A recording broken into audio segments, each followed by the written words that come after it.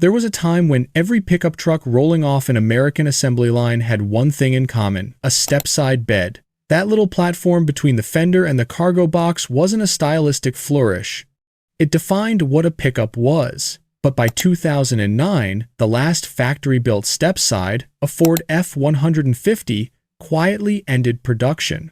Chevrolet had already bowed out a few years before, and Dodge had ditched the design decades earlier. So, what happened? How did something once seen as the identity of a working man's truck vanish almost completely?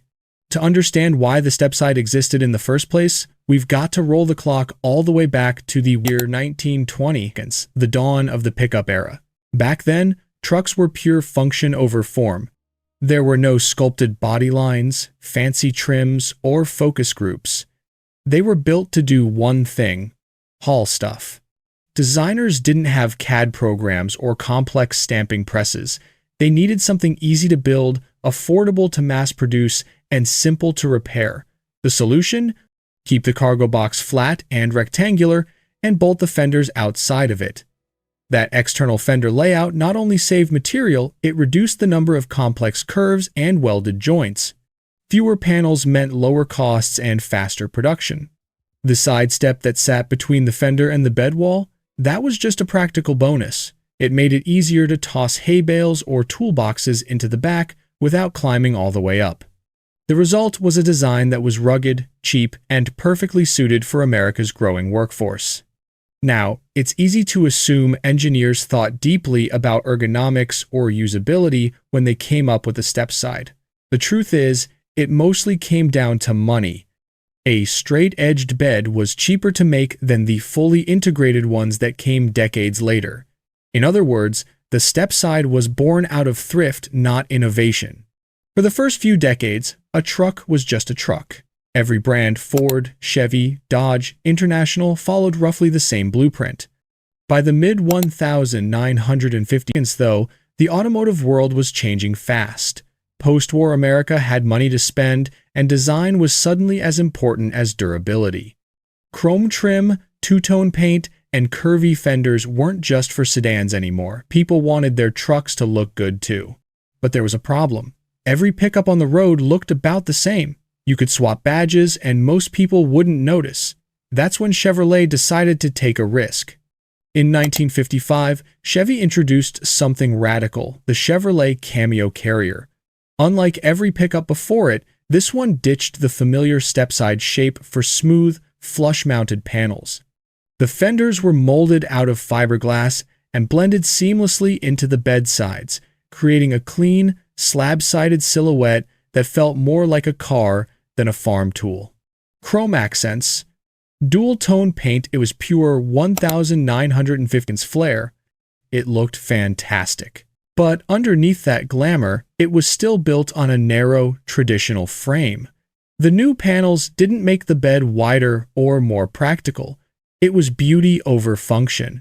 Still, it made a statement. Trucks didn't have to look utilitarian anymore. Chevrolet's bold move didn't go unnoticed. 2 years later, in 1957, Dodge answered back with the D100 Sweptside, a truck that looked like it had driven straight out of a sci-fi movie. But instead of designing a new bed from scratch, Dodge simply bolted the rear quarter panels from their two-door station wagon onto the sides of the truck bed. The result? A pickup with tail fins. Yes, actual fins. It was eye-catching, but heavy and a bit awkward. Functionally, it didn't make hauling any easier. The Sweptside was stylish but impractical, more of a fashion experiment than a workhorse. That's when Ford stepped in and they got it right. In 1957, Ford launched what they called the Styleside bed, and it changed the game completely. Rather than just slapping decorative panels onto a narrow frame, Ford engineered an entirely new cargo box that stretched the full width of the truck. The wheel wells were moved inside the bed, giving it a smooth exterior and, for the first time, a wider, more usable floor. It was the perfect middle ground. You got the sleek, modern appearance of Chevy's Cameo and the practicality that truck owners actually needed. The Styleside design wasn't a temporary trend, it was a functional evolution. Ford had just created the blueprint for the modern pickup bed. By the next model year, competitors were scrambling to catch up. Chevy introduced their own version called the Fleetside, while GMC branded theirs as the Wideside. Dodge followed suit in 1959 with an improved Sweptline bed. Even International Harvester joined the party. In just a few short years, the Stepside had gone from being the only way to build a truck to being a nostalgic option. Now, buyers could choose the old-school look of the Stepside or the sleek, modern Fleetside. But as the 1,960 seconds rolled in, the writing was already on the wall. By the mid-60s, trucks were evolving fast. Cab designs were more refined, suspension setups smoother, and styling cleaner. The Fleetside shape, boxy, flat, and aerodynamic, matched that new direction perfectly. Stepside versions were still offered, mostly in long bed configurations for work crews and fleets, but they were starting to look dated. If you look closely at a 1965 Ford F100 or a Chevy C10 from the same year, you'll notice something interesting. The body lines were designed for Fleetside beds first. The Stepside versions often looked like an afterthought, as if the fenders were just tacked on for tradition's sake. That nostalgia kept them alive through the 1970s. Some people simply liked the old-school charm, and automakers, not wanting to lose those customers, kept offering them as options. By the late 1970s, Stepside trucks had gone from being standard equipment to being almost a retro statement. Dodge leaned into that image harder than anyone else. Models like the Little Red Express, Warlock, and Midnight Express wore the Stepside design proudly complete with polished wood bed floors, chrome exhaust stacks, and bold graphics. These weren't farm trucks anymore. They were muscle trucks for the open road. Chevy and Ford kept their own Stepside versions alive too, mostly in sport or custom trims. But the market had shifted. People buying trucks now wanted more comfort, more space, and smoother lines.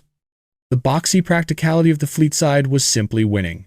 By the early 1980s, it was obvious where things were heading. Dodge quietly retired the Stepside after the mid-80s, while Ford and Chevy hung on a little longer. Then came the 1990s, the era of rounded body panels, integrated bumpers, and wind tunnel-tested aerodynamics. Ironically, that soft, curvy design language gave the Stepside one last moment in the spotlight. Trucks like the second-generation Ford SVT Lightning and early 2000s Chevy Silverado Sportside made the Stepside look fresh again. The narrower bed and flared fenders matched the smoother front ends, giving them a cohesive, almost sporty appearance.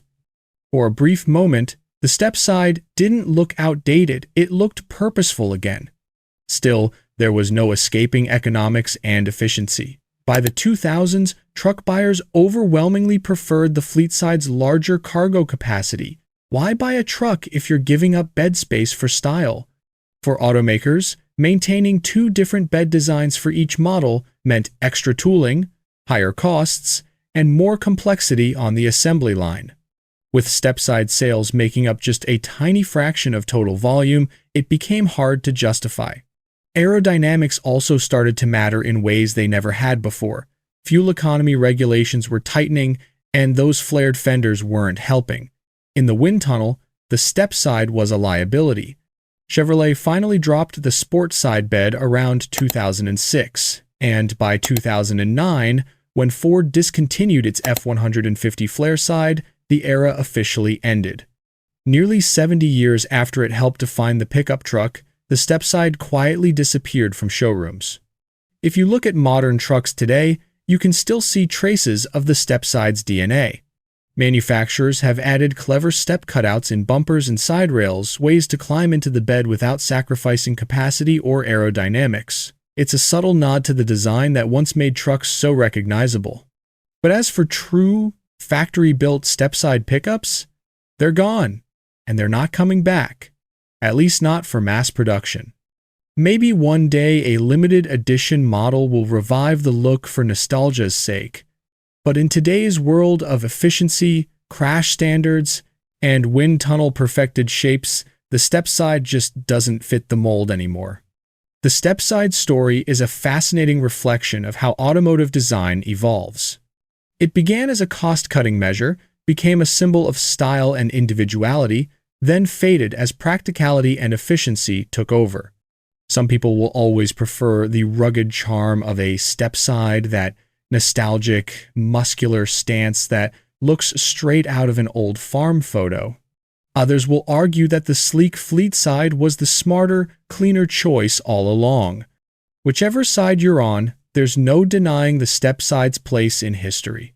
It helped shape what we think of as a pickup truck, and even though it's gone, its influence is still parked firmly in America's automotive memory. So, the next time you see an old Chevy 3000, 100, a Ford F100, or a Dodge Warlock with those proud flared fenders, remember, you're looking at a piece of truck history. And that, my friends, is the rise and fall of the Stepside pickup.